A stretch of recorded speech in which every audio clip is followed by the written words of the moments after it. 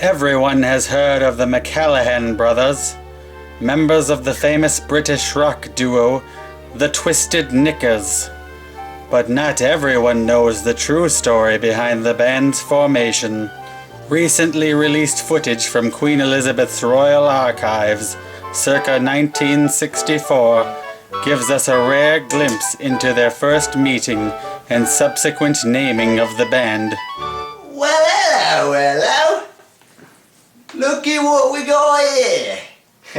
Well, I'd say you took a wrong turn.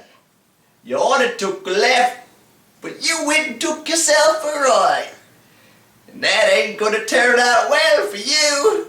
Looks like someone took a wrong turn at Jolly Street. You coming here to get your dollies? You itching for a fight? 'Cause I got myself a knife from me mum. You call that a knife? I'm besting you back down, otherwise you get the knife in the giblets. The what? The giblets, I says. That's right, load of bollocks. What you say to me? Looks like someone gonna got the knickers in a twist. Twisted Knickers, eh? That's right. Alright then, looks like we come to an agreement. Looks as likes we has. Good day, stranger. I ain't got nowhere to go. It looks like we got ourselves a fish out of water, eh? Says you. Well, you can't stay here. I'm staying right here. Night. Well played, chap. Good night. And thus, the Twisted Knickers were born. Soon they would take the world by storm.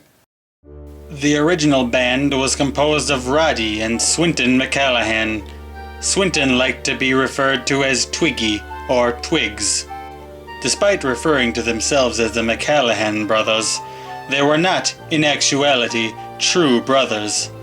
The common last name is purely coincidental, and a keen eye will notice that the last names are in fact spelled differently. Shortly after the impromptu formation of the band, it was decided that they would need a drummer. They quickly found Pete Best, who was only a member of the group for a few hours. He promptly left the band before their first show at a local club claiming, quote, "The song was terrible and I didn't want any part of it," referring to their first single, "Monkeys Can't Buy Me Gloves." The band went on with their performance, deciding that they didn't need a drummer after all. Testing. Hello, Liverpool. I am Swinton McCallaghan, and this is Roddy. Are you ready to rock?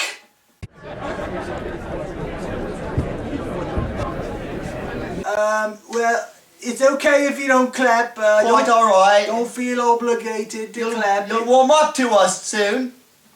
Alright. And we are the Twisted Knickers. 1, 2, 3. I'll buy you a baboon, my friend, if it makes you feel alright. I'll get you a chimpanzee, my friend, if it makes you feel alright. I don't care too much for monkeys, but the body gloves. The body gloves. Everybody tells me so. Can't buy me clothes. No.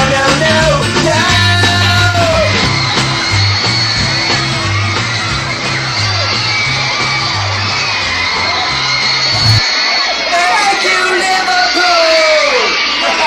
Bye, boys.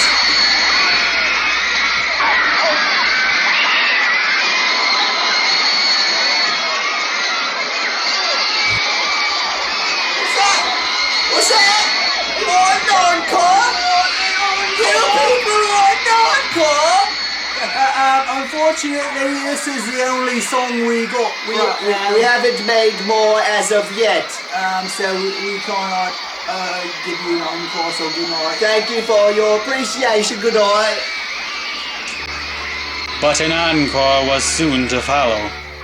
The band became a sensation overnight, and shortly released their first album, which, although self-titled, would come to be known as the Puce album. It produced 3 #1 hits: Monkeys Can't Buy Me Gloves, I Want to Hold Your Ham, and 7 Days Per Week. People all over the world wanted a piece of this soon-to-be legendary rock band, although many suspicions arose as to whether or not the group borrowed liberally from a new up-and-coming band, the Beatles. Yeah, I recall seeing a group with that name when we was in Liverpool at some trashy club. Yeah, I recall thinking to myself that they was a load of rubbish.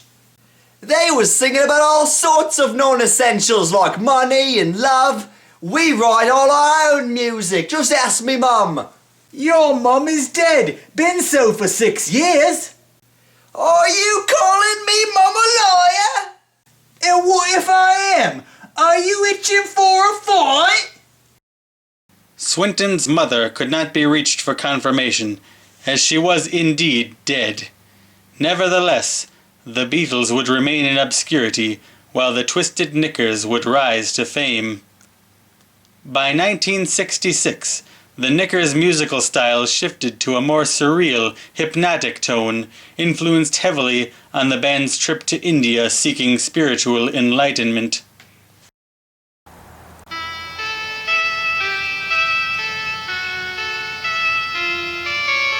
Picture yourself with a cat-eating liver and dozens of postmen with long paisley ties. Somebody scares you, you startle and quiver. A man selling strawberry pie. Vibrating seashells of aquamarine, puzzling inside your mind. Look for the girl who is eating ice cream and she's gone. Penny on the couch, penny on the couch with pearls. Penny on the couch with pearls.